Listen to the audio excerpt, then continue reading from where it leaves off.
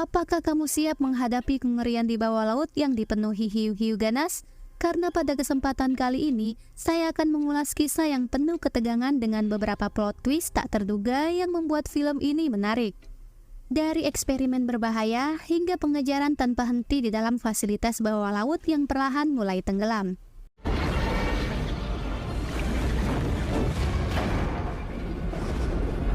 Mari kita masuk ke alur cerita dari Deep Blue Sea, salah satu film paling mendebarkan dari tahun 90-an. Jangan lupa untuk like dan subscribe, serta tekan loncengnya untuk tetap update dengan ulasan film menarik lainnya.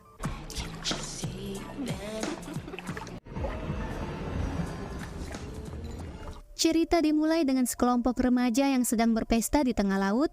Ketika lagi sempoyongan, tiba-tiba salah seorang gadis merasakan tuburukan keras di lambung kapal. Lama-kelamaan, tabrakan itu semakin keras terasa yang membuat mereka semua panik dan tidak tahu harus berbuat apa.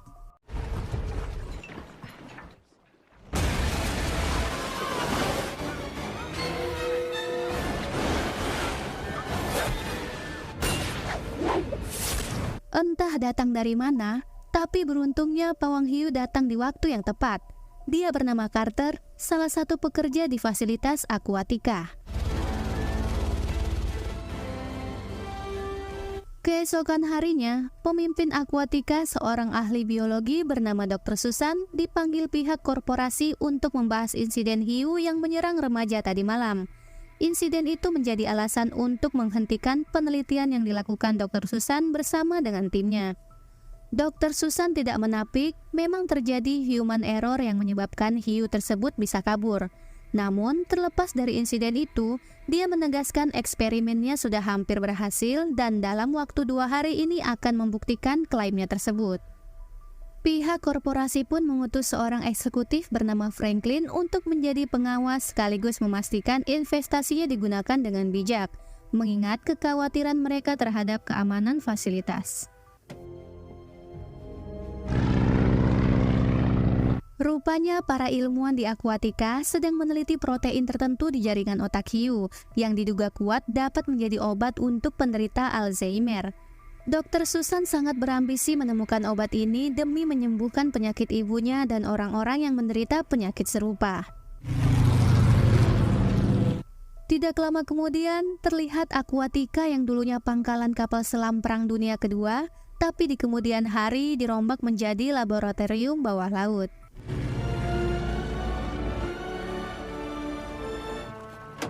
Setibanya di akuatika, mereka disambut Dr. Helena, seorang ahli biologi yang juga menjadi pemandu bagi Franklin. Pada saat yang sama, Carter dibantu nelayan setempat sedang bersiap-siap untuk melepaskan hiu mako kembali ke kandangnya.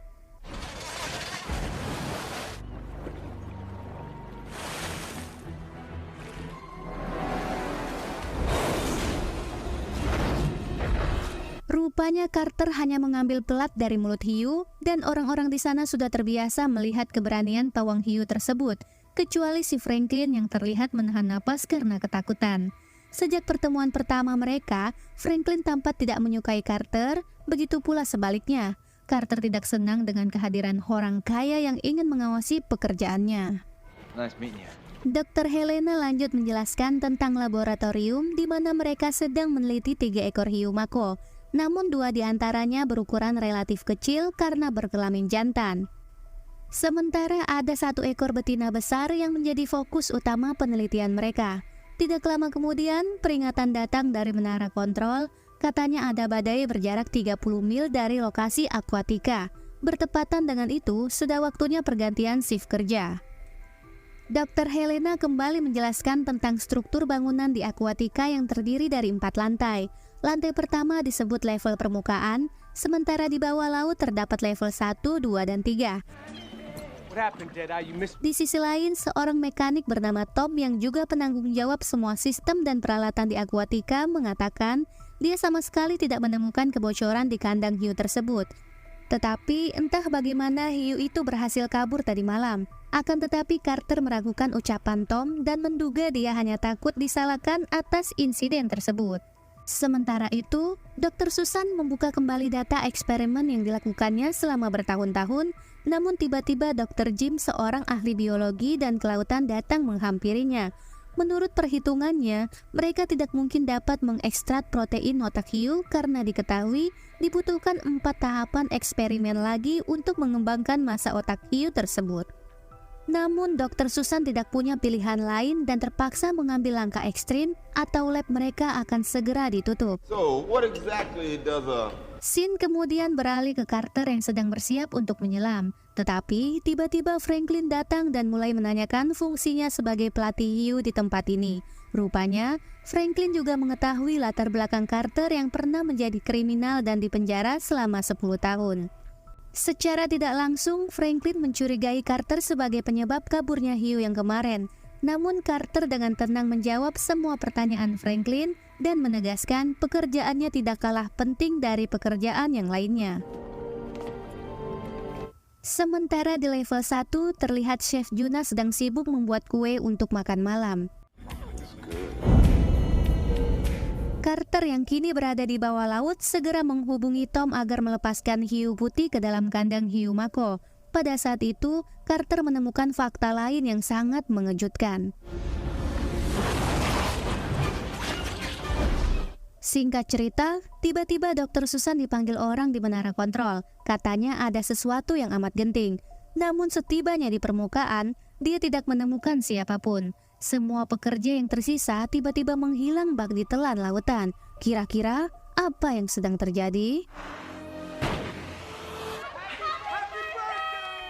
Rupanya malam ini adalah malam spesial bagi Dr. Susan. Rekan-rekannya bersusah payah membuat kejutan untuk merayakan ulang tahunnya, namun Dr. Susan malah tidak bergabung di tengah acara. Dia lebih memilih menyendiri di suatu tempat. Di tengah pesta itu, Franklin melanjutkan investigasinya yang menanyakan progres eksperimen. Sepasang dokter suami istri ini mengaku eksperimen yang dilakukan sudah sesuai dengan prosedur. Dan kabar baiknya, mereka sudah lama berhasil membesarkan otak hiu betina, yang berarti mereka siap untuk melanjutkan ke tahapan berikutnya. Yang dimana mereka berencana mendemonstrasikan hasilnya di depan Franklin besok malam. Sementara itu, Carter menemui Dr. Susan di suatu tempat. Dia mengatakan menemukan fakta lain tentang hiu mako. Hiu tersebut seharusnya berburu secara soliter, tetapi terakhir kali Carter melihatnya, hiu itu justru berburu berkelompok. Ini menunjukkan ada sesuatu yang tidak beres dengan perkembangannya. Akan tetapi, Dr. Susan tidak tahu mengapa hal itu bisa terjadi, dan dia juga minta Carter untuk tutup mulut. Jika Franklin sampai tahu, mereka semua bisa jadi pengangguran. Sebagai pimpinan, sudah sepantasnya menyelamatkan laboratorium dan orang-orang di dalamnya. Mendengar hal itu, terpaksa Carter manut perintah atasannya. Right. She's not as dumb as she seems.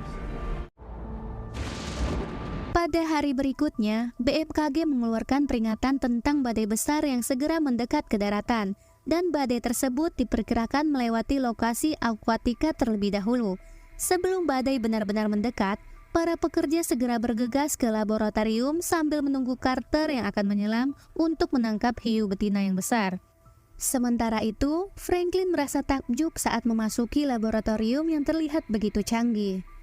Melalui layar monitor, mereka mengawasi pergerakan Carter di bawah laut, dan diketahui pula sejauh ini semua peralatan dan sistemnya berfungsi dengan normal. Namun Carter yang sudah berada di bawah laut tiba-tiba disergap hiu mako. Orang di laboratorium melihat dengan jelas hiu tadi menyerang Carter, dan hiu tersebut langsung kabur ketika melihat Carter memegang senjata. Belum sempat mengatasi keheranan tersebut, hiu itu kembali mematikan listrik dan seluruh CCTV di bawah laut.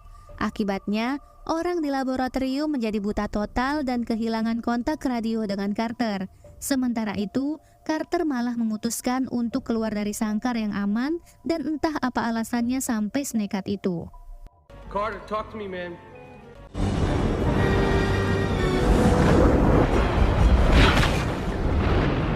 Tiba-tiba sistem di laboratorium aktif kembali, dan barulah mereka menyadari Carter berhasil menangkap hiu mako. Dr. Susan terlihat sangat puas dengan kinerja bawahannya, sementara Franklin terkejut melihat ukuran hiu betina yang jauh lebih besar dari mobil jenazah. Setelah Hiu berada di laboratorium, segera pemindaian otak dilakukan dan diketahui tanda vitalnya cukup normal meskipun dalam keadaan pingsan. Ini memungkinkan untuk mengambil protein dari otak Hiu dengan aman. Mendengar itu, Dr. Susan segera mendekat dan mulai menancapkan sebuah alat yang aneh.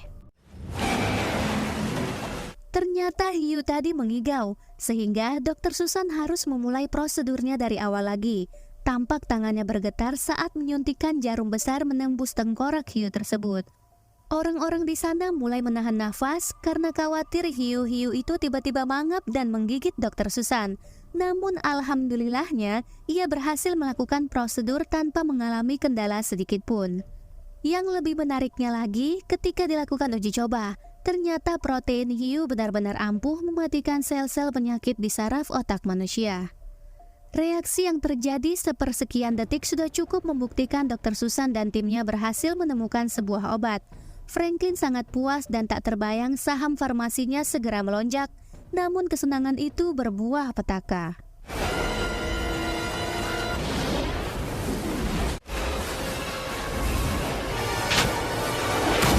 Dr. Susan sengaja melepaskan hiu agar tidak ditembak Carter.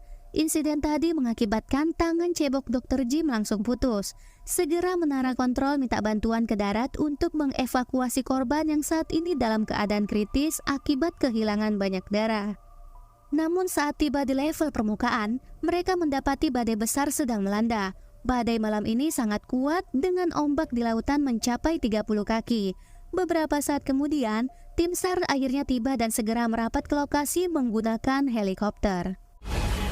Proses evakuasi sangat sulit dilakukan di tengah badai yang ekstrim. Dengan amat bersusah payah, mereka berusaha menggapai tali baja di tengah terjangan ombak yang begitu dahsyat. Awalnya dianggap sudah beres, tetapi ketika mereka masuk ke rumah, rupanya tali baja heli macet di tengah jalan. Akibatnya korban tidak dapat ditarik ke atas dan malah jatuh tepat di kandang hiu Mako.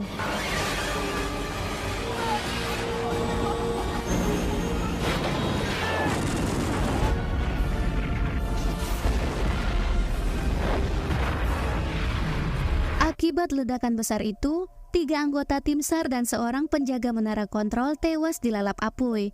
Setelah ledakan mereda, Franklin melihat sesuatu yang mengerikan. Rupanya Dr. Jim masih hidup, tetapi berada tepat di mulut hiu Mako.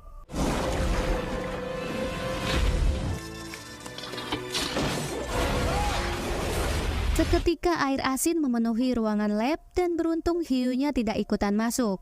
Dengan bersusah payah, mereka menutupi pintu lab dan terpaksa meninggalkan Dr. Jim di ruangan tersebut yang kemungkinan besar sudah matot akibat menanduk kaca utama laboratorium. Naasnya, mereka terjebak di lorong karena ruangan di sisi lain dipenuhi air. Tom menyarankan menggunakan denah yang berada di belakang Dr. Susan, sementara itu struktur bangunannya mulai retak. Menurut Carter, satu-satunya jalan keluar adalah menuju ruang kapal selam karena tangga ke sana belum kebanjiran. Namun di tengah perjalanan, mereka menemukan salah satu pintu besi didobrak hiu dari dalam. Sontak mereka panik dan segera melarikan diri sebelum pintu itu dijebol. Beruntung, mereka berhasil sampai di tempat yang aman terlebih dahulu. Sementara itu, Chef Juna yang berada di level 1 belum mendapatkan informasi apapun. Namun dia menyadari sesuatu yang buruk telah terjadi. Dengan mimik ketakutan, dia melihat air laut merembes melalui pintu-pintu. Ketika dia menuju tangga ke permukaan, tiba-tiba burungnya melarikan diri seakan-akan mengetahui sesuatu yang buruk segera terjadi. Pada saat yang bersamaan, terlihat hiu memasuki gedung melalui dinding yang menganga. Sementara itu, Chef Juna yang sempat hanyut dan kepalanya bocor terlihat sedang berusaha mencari burungnya. Namun, tiba-tiba terdengar suara percikan air. Segera Chef Juna bersembunyi di pojokan dapur dan hiu Mako ternyata juga tidak melihatnya. Dirasa sudah aman, lantas Chef Juna keluar untuk mengambil kapak dan mencari tempat yang lebih tinggi. Dan tiba-tiba pintu utama dapur terbuka sendiri.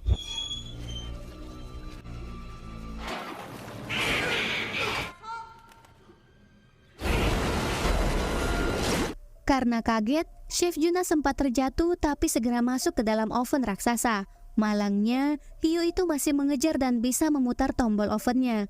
Akibatnya, oven itu mulai memanggang Chef Juna hidup-hidup dan terlihatlah warna kulitnya yang mulai kecoklatan. Namun takdir berkata lain, dia berhasil keluar dari situasi maut dengan memanjat keluar melalui atap oven yang dilubanginya menggunakan kapak.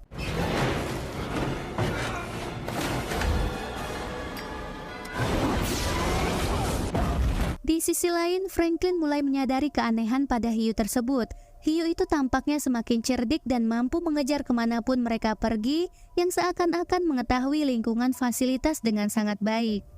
And these sharks. Franklin juga percaya mereka masuk ke dalam jebakan hiu dan dia yakin hiu tersebut sedang merencanakan sesuatu. Awalnya dia menuduh Carter lah yang mengajari hiu tersebut, tetapi Carter membantah dan melirik ke arah Dr. Susan. Dengan terbata-bata, Dr. Susan akhirnya menjelaskan, beberapa tahun yang lalu dia bersama Dr. Jim melakukan eksperimen ilegal. Untuk mempercepat penelitian, mereka melanggar batas etika dengan memanipulasi genetika hiu. Tujuan utamanya untuk memperbesar otak hiu agar dapat menghasilkan lebih banyak protein kompleks yang diperlukan. Tapi tak disangka, akibat eksperimen tersebut, hiu-hiu mako yang dimodifikasi menjadi jauh lebih cerdas dan agresif. Intinya, Dr. Susan tidak sengaja melakukan hal yang berbahaya dan juga tidak mempertimbangkan konsekuensi dari eksperimennya tersebut. These sharks are She's cool. into the ocean. Setibanya di ruang kapal selam, mereka terkejut melihat kapal selam yang hancur berantakan. Tom percaya kapal selam itu dihancurkan segerombolan hiu agar mereka tidak dapat pergi ke permukaan. Lebih parahnya lagi, Tom sudah tidak bisa memperbaiki benda rongsokan tersebut. Mendengar itu, Carter menyarankan agar mereka menyelam melalui lubang kapal selam. No way. Namun, Tom segera menolak. Menurutnya lebih baik memanjat ke atas melalui tangga di ruangan lift daripada menyelam melalui lubang yang jelas-jelas ada hiu mako menunggu di dalam air. Go swim with your little fishes. I don't work for you. Hingga perdebatan semakin sengit sampai akhirnya Franklin datang untuk menengahi pertengkaran. Franklin berusaha meredam kepanikan dan mendorong semua orang agar bekerja sama. Di tengah pidatonya untuk menyatukan semua orang, tetapi inilah yang terjadi.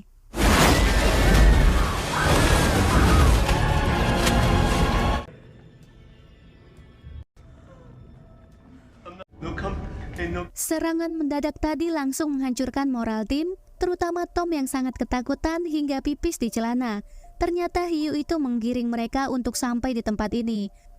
Carter yang sadar akan rencana hiu tersebut segera meyakinkan Tom untuk kembali bergerak karena fasilitas ini akan segera roboh. Namun ketika mereka mengikuti rencana Tom, tiba-tiba terjadi ledakan. Entah apa yang meledak, tapi yang jelas ledakan itu berasal dari bawah laut. Dengan amat susah payah mereka melawan tekanan air yang sangat deras dan tidak disangka pula permukaan sudah hangus terbakar. Di tengah kepanikan, tiba-tiba hiu besar menanduk pintunya hingga jebol.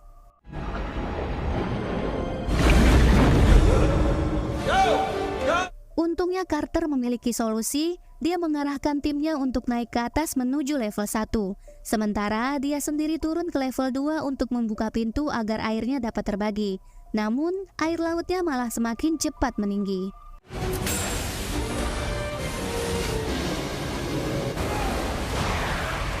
Di saat yang bersamaan, pondasi bangunan mulai retak. Malangnya, Dr. Helena terjatuh ke dalam air dan Carter berusaha menggapainya. Moral tim langsung turun drastis, terutama karena terjebak di tempat tersebut, sementara air di bawah tidak berhenti meninggi. Tak lama kemudian, terdengar suara dobrakan di pintu level 1 yang diduga disebabkan oleh hiu. Untungnya bukan hiu. Lantas Chef Juna langsung menyelamatkan mereka semua. Namun mereka kembali terjebak di tempat tersebut karena tangga menuju permukaan sudah kebanjiran. Tiba-tiba Carter teringat sesuatu yang penting, yaitu ruang pelarian yang tidak pernah digunakan. Tom mengatakan kemungkinan besar ruangan itu dapat digunakan jika dikeringkan dengan mesin khusus. Namun masalahnya, mesin tersebut berada di laboratorium di lantai 2. Karena tidak ada cara lain, Carter dan Tom berencana kembali ke lantai 2 yang penuh dengan air, sementara yang lainnya menunggu di kamarnya Dr. Susan. Saat sedang menutup luka di lengannya, tiba-tiba Dr. Susan menghampirinya. Dia mengatakan menyesal atas perbuatannya yang mengakibatkan kematian rekan-rekannya. Dr. Susan juga mengakui keberhasilannya tidak lepas dari peran besar Mamang Carter. Sementara itu, Tom dan Chef Juna sedang menyiapkan peralatan penyelam. Tidak lama kemudian, Carter datang dan siap melakukan penyelaman yang berbahaya. Me and Skaggs are gonna go try. Would use it. Singkat cerita, Tom memberitahu Carter salah satu hiu berhasil dimatotkan oleh Chef Juna. Meskipun tersisa 2 ekor hiu lagi, tetapi Carter tetap memperingatkan Tom untuk berhati-hati dan selalu waspada. Tidak lama kemudian, Carter menyuruh Tom untuk berjaga-jaga sementara dia pergi mengecek keadaan.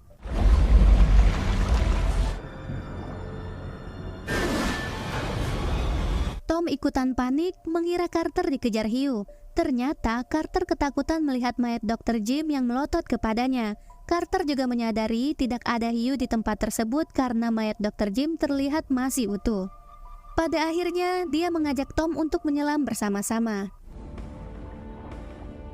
Tak lama kemudian, mereka tiba di ruangan laboratorium. Ketika berusaha menyalakan mesinnya, tiba-tiba hiu Mako muncul dari belakang.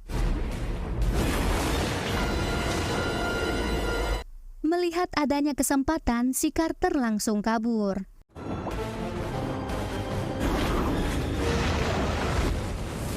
Di sisi lain, Dr. Susan memberitahukan Chef Juna dia akan pergi sebentar untuk mengambil data penelitian. Menurutnya, data tersebut harus diselamatkan agar kematian rekan-rekannya tidak menjadi sia-sia.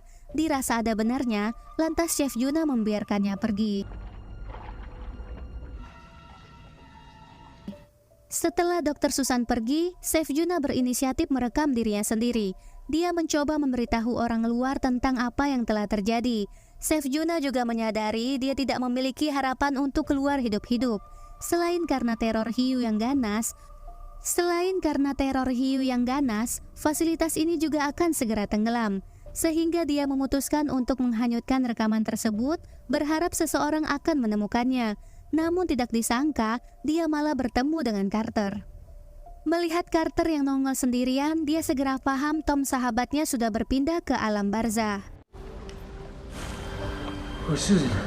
Di waktu yang bersamaan, Dr. Susan sudah tiba di kantornya. Di tengah upayanya mencari data penelitian yang tenggelam, dia merasa beruntung karena data tersebut dibungkus di dalam plastik. Tapi tiba-tiba,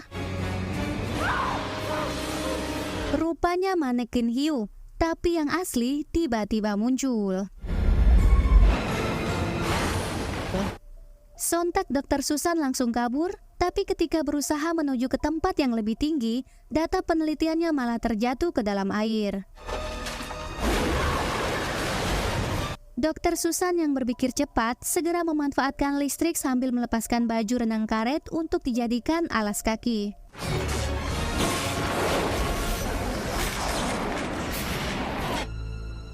Namun sayang sekali data penelitiannya malah ikutan hangus terbakar bersama sang hiu. Selang beberapa lama, Chef Juna dan Carter tiba di lokasi. Dr. Susan segera menanyakan tentang Tom yang tidak terlihat, dan Carter menjelaskan Tom sudah berpindah alam saat sedang berusaha. Karena tidak ingin membuang waktu, mereka segera menuju ke ruang pelarian sambil membawa tabung apar dan pelampung merah. Carter kemudian menjelaskan alat-alat tersebut akan digunakan untuk mengalihkan perhatian hiu. Rencananya apar akan dilepaskan terlebih dahulu lalu disusul mereka bertiga. Karena berdasarkan pengalamannya, hiu sangat tertarik dengan gejolak air dan benda-benda berwarna merah. Air mulai memenuhi ruangan dan dalam ketakutan yang luar biasa, Chef Juna mengajak semua orang untuk berdoa bersama. Karena bisa jadi hari ini adalah hari terakhir mereka, mengingat di luar sana hiu Mako terbesar dan paling ganas sedang menunggu mereka bertiga. Sesuai dengan rencana, tabung dilepaskan terlebih dahulu, tetapi justru menarik perhatian hiu. Awalnya pengalihan berhasil, tetapi kemudian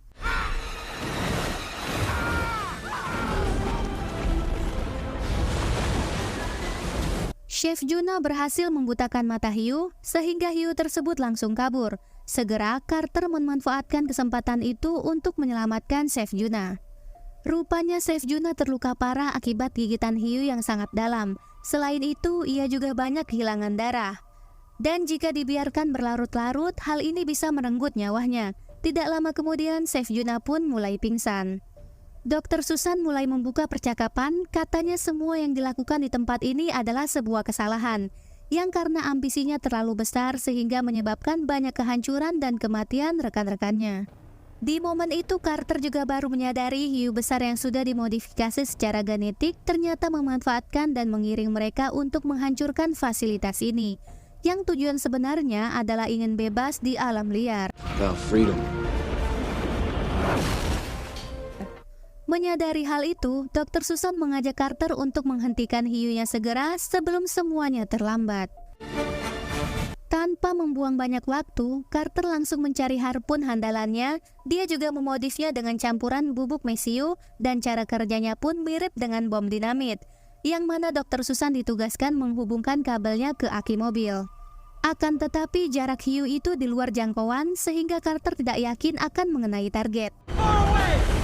Menyadari hal itu, lantas Dr. Susan berinisiatif menjadi umpan agar hiunya bisa mendekat dan masuk ke dalam jangkauan si Carter. Come to mama.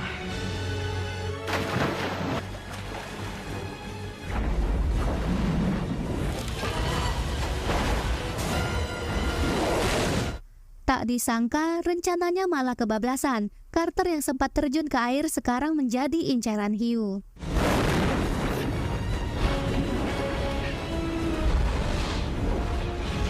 Di tengah pertarungan hidup dan matot, tiba-tiba Chef Juna muncul membawa harpun, dan Carter segera menyuruhnya untuk menembak.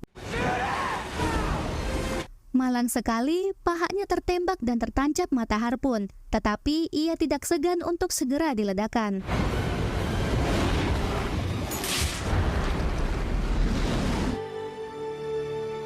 Segera Chef Juna menyesal atas tindakannya yang mengira Carter matot akibat terkena ledakan. Singkat waktu, Chef Juna maupun Carter langsung trauma bekerja di laboratorium. Mereka khawatir menemukan ilmuwan lain yang menghalalkan segala cara demi mencapai tujuannya, tetapi tidak memikirkan konsekuensi ke depannya. Jadi lebih baik resign dan mencari pekerjaan di darat sebagai admin slot. Tidak lama berselang, waktunya pergantian sip kerja dan film pun berakhir. Film ini menekankan pentingnya tanggung jawab dan kehati-hatian dalam eksperimen ilmiah. Mengabaikan resiko dan etika dapat berakibat fatal dan mungkin terjadi sebuah bencana.